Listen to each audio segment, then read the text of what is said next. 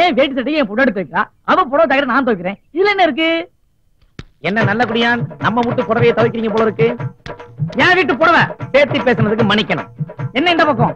எதுக்கு இந்த பக்கம்? நான் சாப்பிட்டு ரொம்ப நேரம் ஆச்சு. காலையில சாப்பிட்டு. என்ன சொல்ற? வீட்டுல கோழி குழம்பு போல இருக்கு. கழுதைக்கு மூக்குல வரத்த மாதிரி கண்டா கண்டுபிடிச்சே எப்படின்னு? அதான் சுப்பிரமணி கோழிக்காரன் தேடிட்டு இருக்கானே. உங்களுக்கு இல்லாததா? நான் எல்லாரும் எத்தனாவது அந்த வீட்டுல கொண்டு போயிருக்கீங்க. அம்மா திருத்தா, அண்ணன் சாப்பாடு கொண்டு வாமா. கொஞ்சம் போஸ்டா கொண்டாமா. அதான் சொல்லியாச்சு, வேகமா வந்துருவா.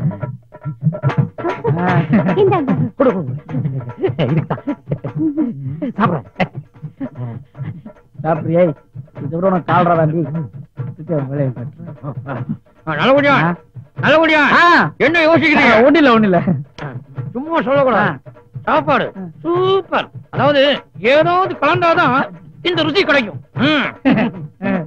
4 நாளைக்கு மேல வச்ச சாப்பாடு நல்லா இருக்குன்னா இன்னைக்கு சமைச்சு வச்சிருந்தா என்ன சொல்லிருப்பீங்க? என்னது? 4 நாளைக்கு முன்னால வச்சுதான். இது ஏன் அன்னைக்கு யாருக்க கொடுக்கல? அதான் நீங்க வந்துட்டீங்களே. நாய்க்கு கொஞ்சம் வச்சோம், அதுல மிச்சம் இருந்தது, அதான் இது. என்னது நாய் தப்பாடா?